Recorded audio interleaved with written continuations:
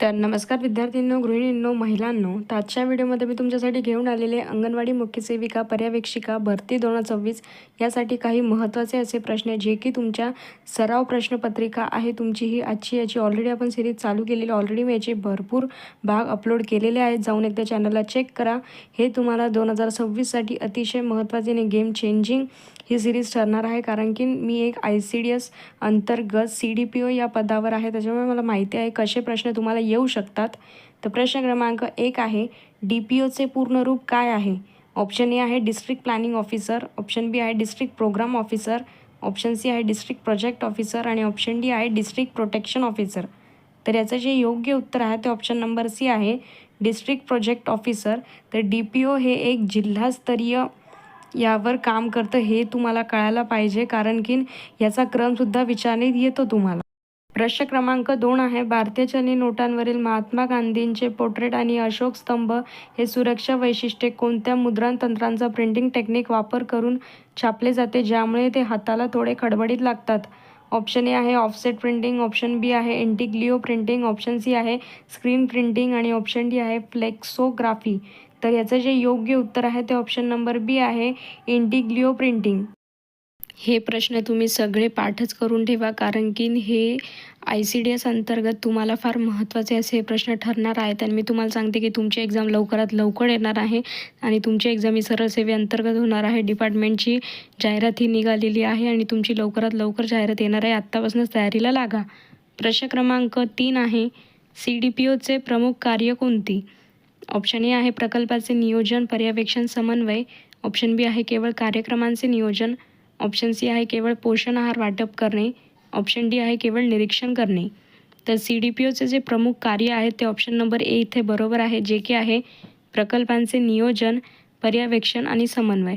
लक्षात ठेवा, CDPO हे एक प्रकल्पग्रस्त प्रोजेक्टवर डिपेंड असतात, त्याच्यामुळेच त्यांना प्रकल्पाचे नियोजन, पर्यवेक्षण, समन्वय सगळेच करावे लागतात. प्रश्न क्रमांक 4 आहे, इंद्रधनुष्य 4.0 अंतर्गत ड्रॉप आऊट दर म्हणजे काय?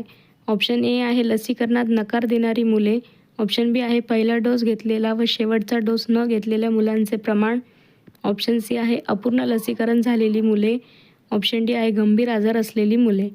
तर लक्षात ठेवा, याचं जे बरोबर उत्तर आहे ते ऑप्शन नंबर बी आहे पहिला डोस घेतलेला व शेवटचा डोस न घेतलेल्या मुलांचे प्रमाण, म्हणजेच की मिशन इंद्रधनुष्य 4.0 ड्रॉप आऊट. प्रश्न क्रमांक 5 आहे, VCDCचा मुख्य उद्देश काय आहे? ऑप्शन ए आहे आर्थिक लेखापरीक्षण, ऑप्शन बी आहे ग्राम स्तरावर बालविकास व समुदाय सहभाग वाढविणे, ऑप्शन सी आहे कृषी विकास, ऑप्शन डी आहे ग्राम रोजगार योजना. तर याचं बरोबर उत्तर आहे ते ऑप्शन नंबर बी आहे ग्राम स्तरावर बालविकास व समुदाय सहभाग वाढविणे. जर VCDCचा शॉर्ट फॉर्म माहीत नसेल तर मी एक शॉर्ट फॉर्मची सिरीज देखील व्हिडिओ टाकलेले आहेत, ते जाऊन एकदा चॅनलला चेक करा, कळेल.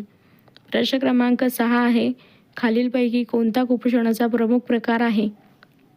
ऑप्शन ए आहे खुंटलेली वाढ, ऑप्शन बी आहे कमी वजन, ऑप्शन सी आहे कृष्णता, ऑप्शन डी आहे वरील सर्व. तर हे वरील सर्व इथे बरोबर आहे, कारण की वरील सर्व हे कुपोषणाचे प्रमुख प्रकार आहेत. आणि खुंटलेली वाढ म्हणजेच इंग्लिशमध्ये त्याला स्टंटिंग म्हणतात, कमी वजन म्हणजेच अंडरवेट आणि कृष्णता म्हणजेच त्याला इंग्लिशमध्ये वास्टिंग असे म्हणतात. इंग्लिशचे अर्थ आणि तुम्हाला काय म्हणतात ते देखील माहिती असणं गरजेचं आहे. प्रश्न क्रमांक 7 आहे, नोंदणी अद्ययावत ठेवण्याचे महत्त्व काय आहे? ऑप्शन ए आहे सजावटीसाठी, ऑप्शन बी आहे पालकांसाठी, ऑप्शन सी आहे योग्य व्यवस्थापन व निरीक्षणासाठी, ऑप्शन डी आहे वरील सर्व. तर बरोबर उत्तर आहे याचं ऑप्शन नंबर सी, योग्य व्यवस्थापन व निरीक्षणासाठी. बरोबरच आपण नोंदणी कोणत्याही गोष्टीचा एक रेकॉर्ड ठेवण्यासाठी करतो, कारण की इन फ्युचर तुम्हाला कोणत्या योजनेचं व कोणाची माहिती पाहिजे असेल तर आपल्याला त्या नोंदणीतनं निरीक्षणातनं लक्षात येतं. पुढचा प्रश्न बघा. प्रश्न क्रमांक 8 आहे, VHSNDमध्ये ANM बरोबर खालीलपैकी कोणता सहभाग महत्त्वाचा असतो? ऑप्शन ए आहे अंगणवाडी सेविका, ऑप्शन बी आहे आशा सेविका, ऑप्शन सी आहे मुख्य सेविका, ऑप्शन डी आहे वरील सर्व. तर याचं जे योग्य उत्तर आहे ते ऑप्शन नंबर डी आहे वरील सर्व. तर VHSNDमध्ये ANM बरोबर अंगणवाडी सेविका, आशा सेविका, मुख्य सेविका या सगळ्यांचा सहभाग असतो आणि तो महत्त्वाचा असतो. त्यामुळेच इथे आपलं ऑप्शन नंबर डी हे बरोबर उत्तर आहे. आता आपण काही महत्त्वाचे प्रश्न मी याआधी भरपूर असे अपलोड केलेले आहेत, ते तुम्ही करा. कारण की महिलांना ज्यांना अभ्यास करायला वेळ नाही मिळत त्यांनी माझे डेली हे 10 प्रश्न पण बघितले तरी त्यांचा अभ्यास 50 ते 60% तांत्रिकचा होईल. प्रश्न क्रमांक 9 आहे, पोषण अभियानामध्ये पोषणच्या संकल्पनेचा मुख्य संबंध कशाशी आहे? ऑप्शन ए आहे परिवहन, ऑप्शन बी आहे निवारा, ऑप्शन सी आहे पोषण, ऑप्शन डी आहे शिक्षण. तर याचं जे योग्य उत्तर आहे ते ऑप्शन नंबर सी आहे पोषण.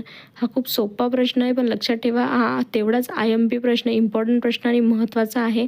पोषण या संकल्पनेचा मुख्य उद्देश, आता जिथे पोषण आहे त्यालाच आपण थोडं लॉजिक पण लावलं ना काही काही गोष्टी तर आपल्याला उत्तर भेटतं. कारण की तुम्हाला अशाच प्रकारचे सोपे प्रश्न येणार आहे. मी वारंवार तुम्हाला सांगते, मी एक CDPO आहे.